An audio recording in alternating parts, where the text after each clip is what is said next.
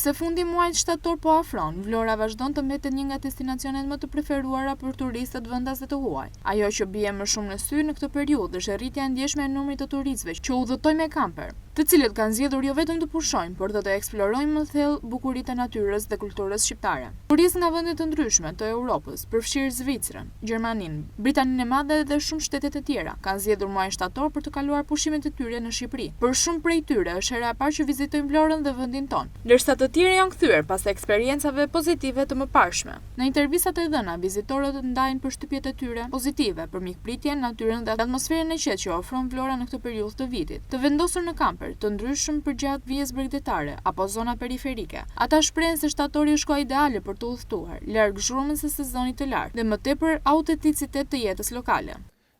We flew to Tirana and then we rented a car and Unë jam nga Zvicra.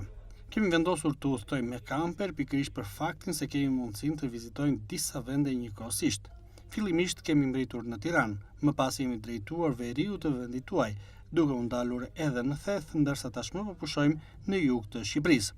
Vlora më pëlqen shumë, edhe pse kam pak ditë këtu.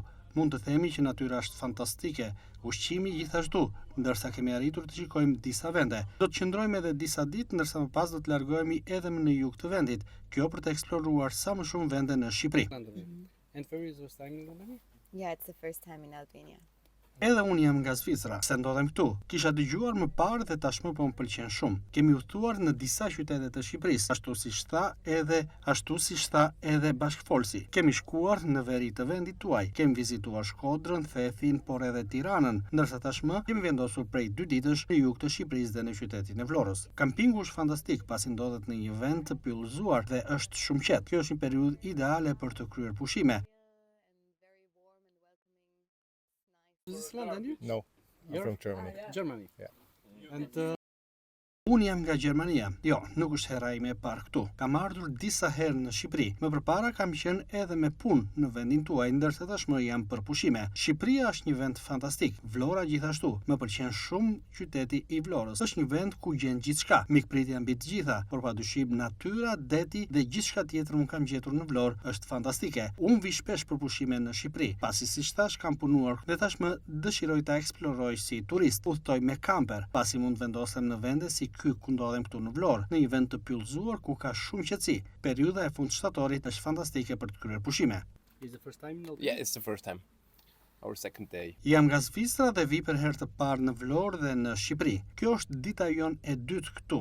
Jemi vendosur në kamping, ndërsa më pas do të udhtojmë për të eksploruar edhe qytete të tjera të vendit tuaj. Me çfarë kam parë në Vlorë është një vend shumë i bukur, më ka pëlqyer shumë deti. Sot ndoshta është pak kohë merreshje, megjithatë kjo nuk na pengon të eksplorojmë gjithçka kemi kërkuar.